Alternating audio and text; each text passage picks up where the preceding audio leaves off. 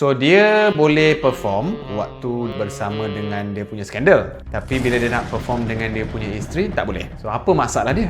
Right, so adalah seorang daripada klien ataupun patient, sebab semua ni private and confidential so kita tak bagi tahu nama, kita tak bagi tahu umur, tak ada bagi tahu apa-apa. Tapi adalah seorang ni dia dah kahwin, tapi dia still makan kat luar lah. Dia ada somebody outside macam tu. So dia boleh perform waktu dia bersama dengan dia punya skandal, tapi bila dia nak perform dengan dia punya isteri tak boleh. So apa masalah dia? Apa masalah dia sebenarnya? Itulah sebab I tengok dia nampak okey, dia nampak fit, dia nampak bagus, tapi bila I buat ujian darah dia, hormon dia sangat-sangat kurang. So I tak ada judgement, tak ada apa-apa.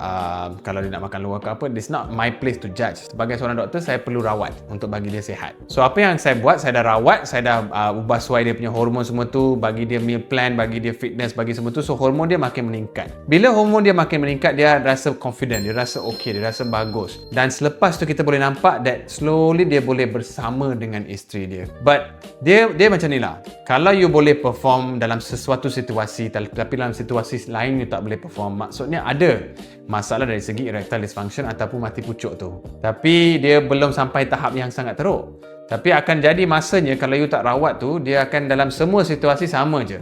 You tak boleh nak function. So that's why kalau ada ciri-ciri begitu, mungkin hari ni okey, esok tak okey, lusa okey, so perlu datang sebelum benda tu jadi permanent. So yang ada kat sini guys, kalau ada masalah begini boleh datang kat